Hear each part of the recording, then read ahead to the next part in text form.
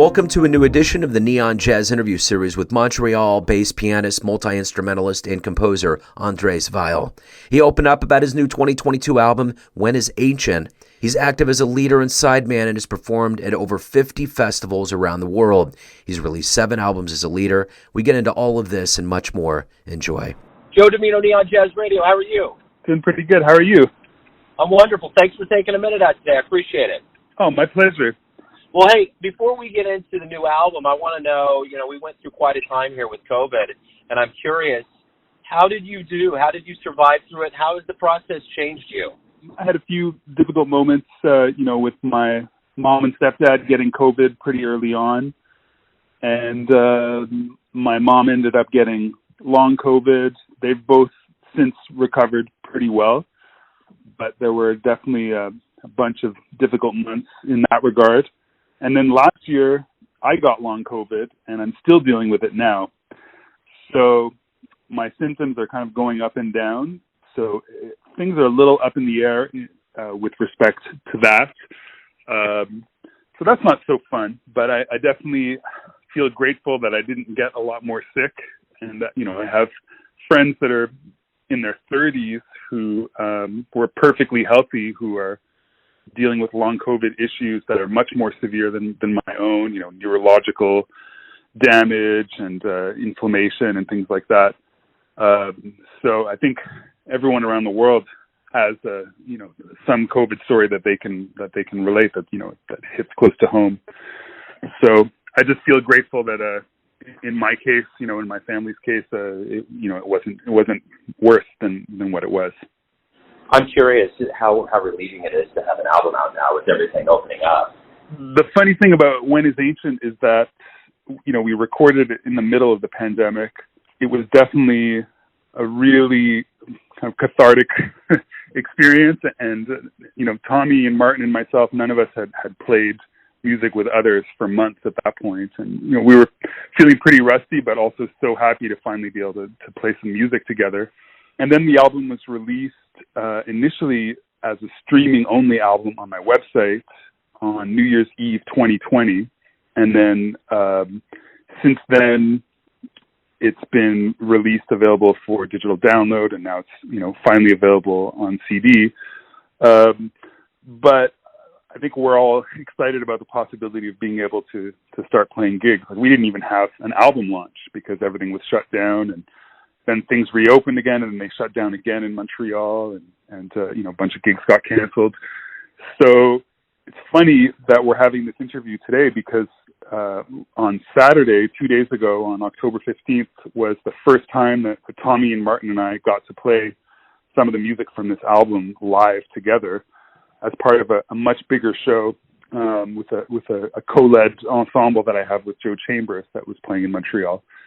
So it was a kind of a doubly special thing for me to be able to finally play some of the music from When Is Ancient with the cats that are on the album, and then also to be able to play all this new music with my mentor, Joe Chambers.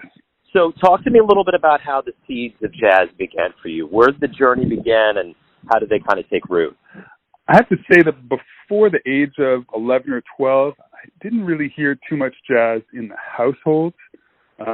Maybe, let's say, a couple of Latin jazz records along the lines of, Stan Getz.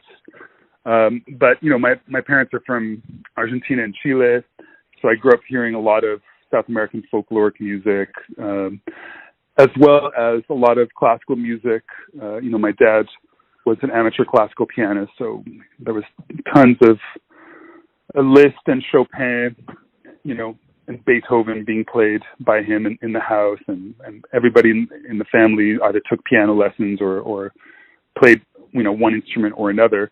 But then when I was, I want to say 11 or 12, my mom came home with 2 albums. It was a Dizzy Gillespie live record and then John Coltrane's Blue Train. And it was Blue Train that really hit me hard.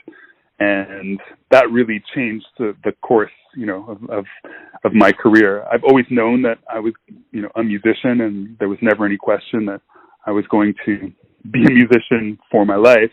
But jazz became, a central part of my musical, interest and expression shortly after that. And basically that's kind of guided my path through my career ever since then. Even though I've, sort of sidestepped and played in other genre situations and kind of different musical situations where a few different genres are fused together, or but jazz has always been central to my musical expression, for sure. So talk to me a little bit about the very first jazz show you ever saw. What was that experience like? Oh, wow. I'm going to have to think back. I think probably the first shows that I saw would have been concerts that were put on by the music faculty at my high school and kind of local teachers that were involved in the community and presenting music for the youth, basically. So this is going way back. I'm trying to think of what the first concert would be. I'm drawing a blank, but I can think of some concerts that I saw as a teenager at the Montreal Jazz Festival that made an impact. I got to see Max Roach and Mal Waldron duo, which was totally incredible. I think maybe I was 16 at the time. What else? Well, another one certainly wasn't one of my first jazz concerts, but it was definitely really impactful and another kind of moment that changed the course of my life was seeing Joe Chambers in 1999 at Upstairs Jazz Club in Montreal. I also got to see him give a master class at McGill, and it was heavy.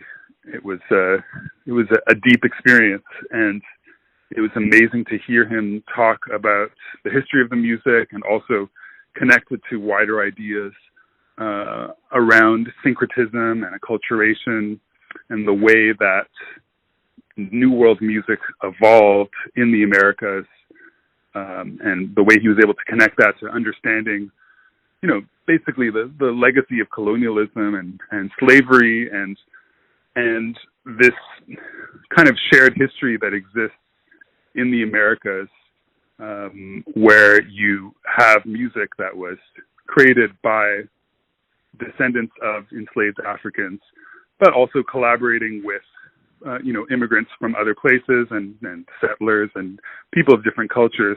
And of course, jazz has this mix of different influences, especially the African and the European, but also there's indigenous influences there.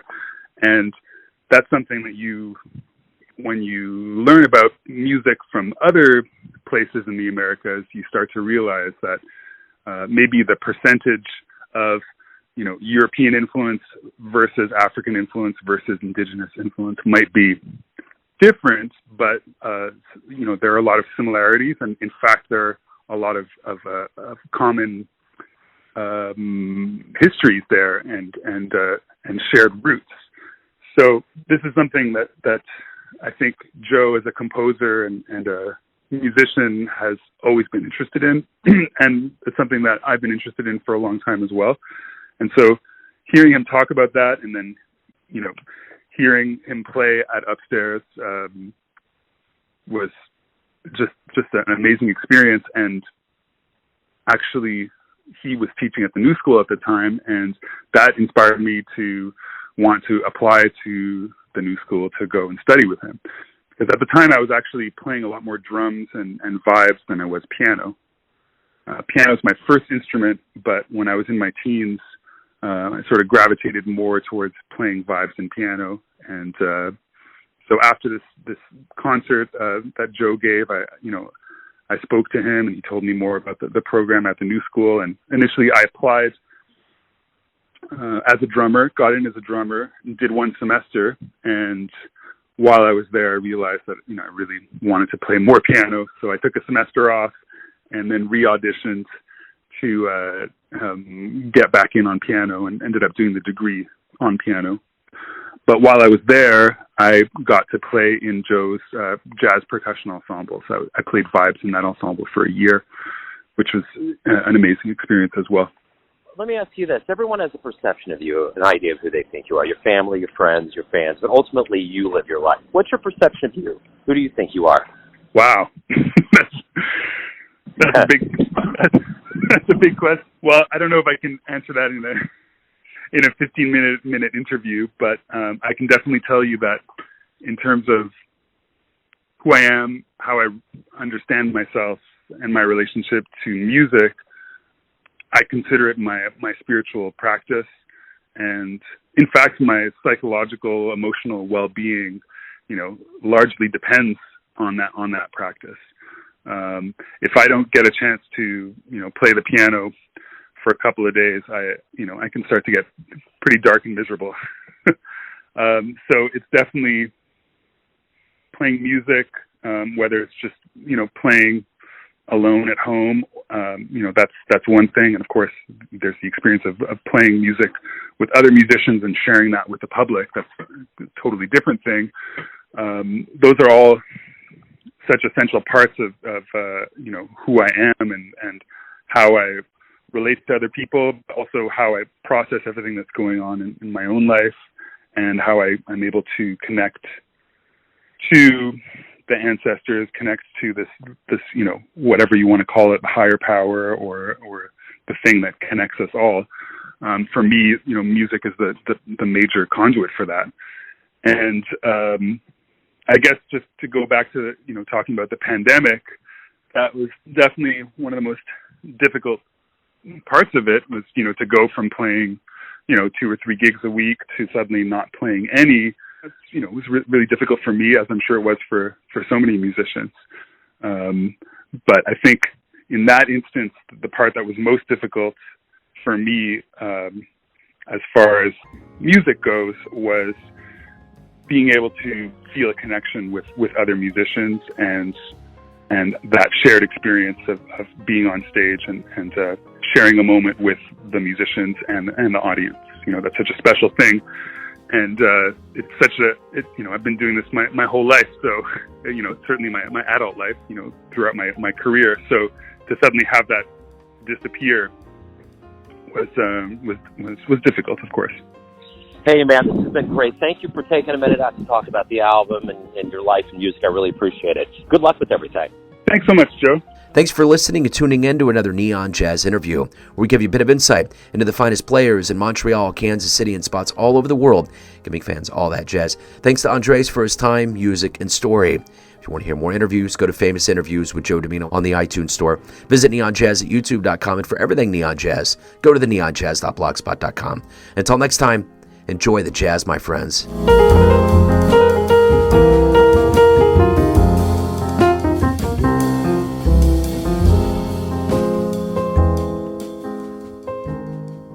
I want to tip you off to a wonderful program I found out about. As we expand our reach, we have made some friends out there in the world that love jazz as much as we do. This program is fully endorsed by Neon Jazz. Gerald Albright, Rhea Schneider, Charlie Hunter, Duke Robillard, Sean Jones, Walter Beasley, Steve Swallow. Something Came from Baltimore is a jazz, blues, and R&B podcast and radio show, and it's not really about Baltimore. Subscribe to the podcast and listen to your favorite artist or future favorite artist. That's Something Came from Baltimore. And be a part of that Be More music scene. Joe Lovano, Jeff Kaufman, Paula Cole, Danuzo Makatani, Ann Passio, Ches Smith, Thumbscrew. Neon Jazz.